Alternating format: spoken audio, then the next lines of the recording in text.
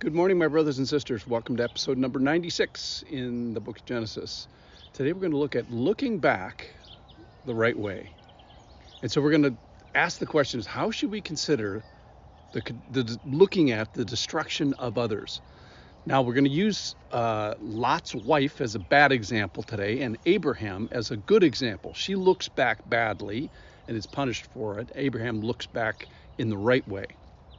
So here we are. We're in the story of this escape of Lot from the city of Sodom. It's Lot, his wife, and his two daughters get an escape from Sodom. And that's a city of unrestrained, out of bounds, pervasive sexual sin, which is to say, spiritual sin. So the Lord finds 0 righteous people in Sodom, including Lot, including his family. But as a favor to Abraham, he sends Lot out. He gets Lot out, sends angels there to rescue him. And he just wouldn't leave. Verse 16, Genesis chapter 19, verse 16, it says, but he lingered. So the men seized him and his wife and his 2 daughters by the hand, and the Lord, being merciful to him, they brought him out of the city and set him outside of the city. Then a little bit later on, Genesis 19:23, our official verse. The sun had risen on the earth when Lot came to Zoar. So he said Zoar is going to be this little city of refuge for you. Verse 24, then the Lord rained on Sodom and Gomorrah sulfur and fire from the Lord out of heaven. So the fire comes from above. And he overthrew those cities and all the valley and all the inhabitants of the city and what grew on the ground. But Lot's wife behind him looked back, and she became a pillar of salt. So she's the bad example, and then right now we're going to do the good example, which is Abraham. Verse 27, 19:27. And Abraham went early in the morning to the place where he had stood before the Lord. And he looked down toward Sodom and Gomorrah and toward all the land of the valley. And he looked, and behold, the smoke of the land went up like the smoke of a furnace. So it was that when God destroyed the cities of the valley, God remembered Abraham and sent Lot out of the midst of the overthrow when he overthrew the cities in which Lot had lived. So Lot's wife, let's talk about her first of all. Apparently, she looks back badly. That is, without the sobriety and without the critical way you're supposed to do it, and perhaps even in rebellion. And that was seen by God and noted by God and immediately punished. And she was turned into a pillar of salt as her just reward. So I think her example serves to tell us is there's a way that we can look back carefully and the way we can look back not carefully and displease the Lord and place ourselves smack dab in the middle of judgment like she was. But in a sense, Abraham also looked back. So why doesn't he get smoked? So I think there's a lesson in Abraham and how we can do this right. So the description of Abraham as he considers the activity of God. So it tells us that when he does it early in the morning, which here.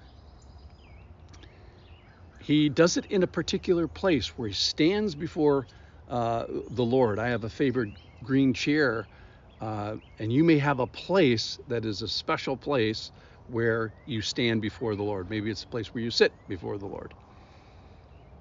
And then what? So he looked back and he beheld. So he doesn't do this casually. So how does he do it then in his heart? He does it with the right attitude, with the right eyes, and with the right posture. And then what does he find? He finds that God is doing something with his nephew Lot, and in doing so is remembering Abraham. So God is being good to Abraham by being good to the knucklehead Lot. All right, so let's ask the question, why does the Lord overthrow? So why did Sodom, and let's say there's 20,000 people in Sodom, we don't know, why are they all dead? Why are they all righteously punished? Well, 1 Corinthians chapter 10 tells us, it describes another group of people who are rebelling against the Lord in the Old Testament. And it says, verse 5, with most of them, God was not pleased, and they were overthrown in the wilderness. So it's another description of another group of people that were overthrown in the wilderness, just like the people of Sodom. Verse 6, 1 Corinthians 10, verse 6. Now these things took place as examples for us, that we might not desire evil as they did. Do not be idolaters, as some of them were. As it is written, the people sat down to eat and drink and rose up to play. Verse 8, we must not indulge in sexual immorality, as some of them did, and 23,000 fell on a single day. We must not put Christ to the test, as some of them did, and were destroyed by serpents, or grumble, as some of them did, and were destroyed by the destroyer. Now these things happened to them as an example to us, but they were written down for our instruction, on whom the end of the ages has come. Therefore, let anyone thinks he stands take heed lest he fall. So these guys from the Old Testament are examples to us. Don't desire evil. Don't be idolaters. Don't indulge in sexual immorality. Don't put Christ to the test. Don't grumble. Don't fail to take heed. All right, so let's bring this home here now. So do you have a place where you stand before the Lord? Maybe a green chair or a place where you consider the characteristics and the activities of God and ultimately consider God himself. A place where you stand before the Lord. And the idea is we use the examples in the Bible, in the Old Testament, in the New Testament, other people's lives, so that we take the lessons into our heart and we don't have to learn the same lessons in the same hard way. So we can be struck by what strikes other people that we read about. So kind of like Hagar, we can sit with God and say, hey, you're the God who sees. You're the God who hears me. You're the God of seeing, for she said, for truly I have seen him who looks after me. Therefore, the well was called Ber Lahai Roi. That is the well of the living one who sees me. So Hagar says, I see you seeing me. I see you helping me here. I see your activity.